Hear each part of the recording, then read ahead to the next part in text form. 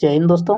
हम लोग daily current affair आज देखेंगे 27 मार्च 2026 का, जो कि एग्जाम के दृष्टिकोण से कुछ मुख्य पॉइंट है और ये पॉइंट डायरेक्ट एग्जाम में आ सकते हैं। तो इसीलिए आप लोग पूरे वीडियो को ज़रूर देखें ताकि एग्जाम में क्वेश्चन आसानी से लगा पाए। कुछ इम्पोर्टेंट पॉइंट है पहले, फिर हम लोग क्वेश्चन डिस्कशन करेंगे। पहला पॉइंट है G7 बैठक में भारत विदेश मंत्रालय। विदेश मंत्री डॉक्टर एस जयशंकर फ्रांस में आयोजित G70 विदेशी मंत्रियों के बैठक में भागीदारी देश पार्टनर कंट्री के रूप में हिस्सा ले रहे हैं, जहां समुद्री सुरक्षा और इंडो पैसिफिक क्षेत्र पर भारत का पक्ष रखा जा रहा है। अगला पॉइंट है संशोधित उड़ान योजना। अगला पॉइंट कौन है? संशोधित उड़ान योजना देश के दूर दराज और छोटे शहरों टायर 2x3 में किफ़ायती हवाई यात्रा रीजनल कनेक्टिविटी सुनिश्चित करने के लिए सरकार ने 28,840 करोड़ रुपए की भारी बजट के साथ संशोधित उड़ान योजना को मंजूरी दी है। अगला पॉइंट है पेट्रोलियम निर्यात में भारत। अगला पॉइंट है पेट्रोलियम निर्यात में भारत। पश्चिम एशिया संकट के बीच सरकार ने आधिकारिक डेटा जारी कर स्पष्ट किया है कि भारत पेट्रोलियम उत्पादों का दुनिया का 5वां सबसे बड़ा निर्यातक और चौथा सबसे बड़ा रिफाइनर है। घरेलू ईंधन आपूर्ति पूरी तरह से सुरक्षित है, ये गवर्नमेंट ने कहा है। पीएनजी वितरण आदेश।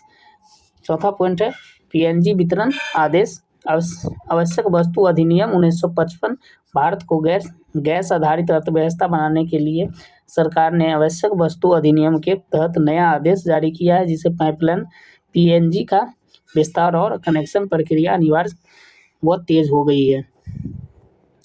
5वां पॉइंट है IVFRT योजना का विस्तार। गृह मंत्रालय। IVFRT योजना का विस्तार गृह मंत्रालय भारत की सीमा सुरक्षा को मजबूत करने और हवाई अड्डों पर इमिग्रेशन प्रक्रिया FTITTF को तेज व आधुनिक बनाने के लिए IVFRT योजना की अवधि को 31 मार्च 2031 तक के लिए बढ़ा दिया गया है। अब हम लोग क्वेश्चन देख लेते हैं इससे रिलेटेड। विदेश मंत्री डॉक्टर एस जयशंकर 26-27 मार्च 2026 को किस देश की यात्रा पर है, जहां वो G70 विदेश मंत्रियों की बैठक में भागीदारी देश के रूप में शामिल हो रही है। तो ये कहाँ होगा? तो ये फ्रांस में होगा। इसका करेक्ट आंसर फ्रांस हो जाएगा। अगला प्रश्न है, इसका डिस्कशन भारतीय विदेश मंत्री, अभी विदेश मंत्री कौन है? तो डॉक्टर एस जयशंकर है। फ्रांस के विदेश मंत्री जया नोएल बैरट के निमंत्रण पर फ्रांस एम्बेसी देश की यात्रा पर है। G70 ग्रुप 7 है।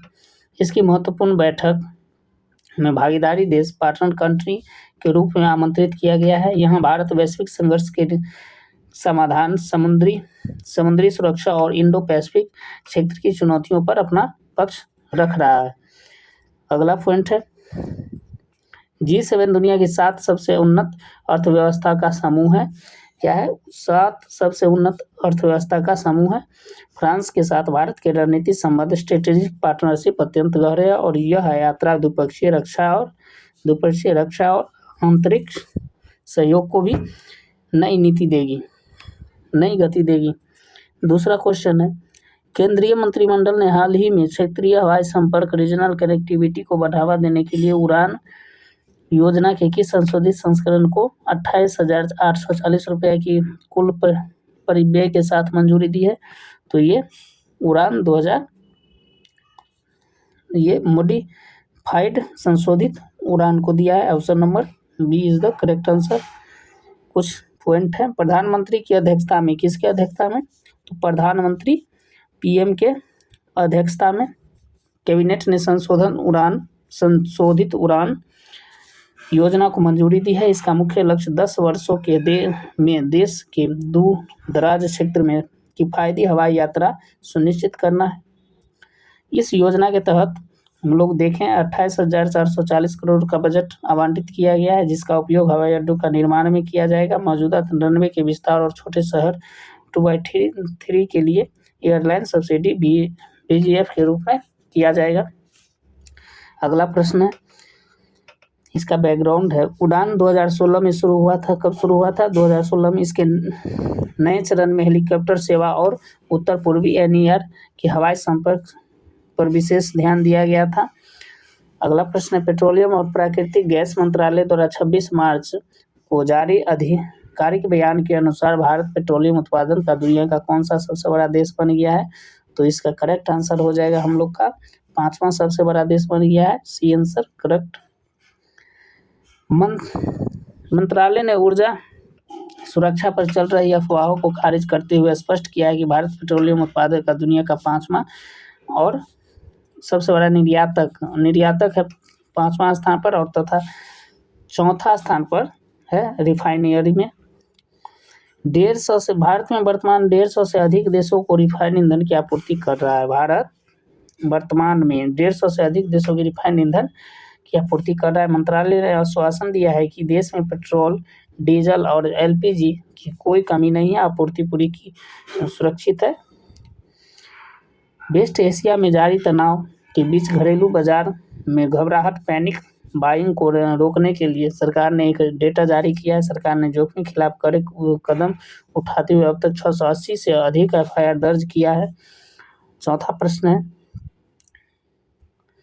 भारत सरकार ने हाल ही में किस कानून के तहत प्राकृतिक गैस और पेट्रोलियम उत्पादन वितरण आदेश 2026 अधिसूचित किया है ताकि पाइपलाइन विस्तार को गति दिया जा सके?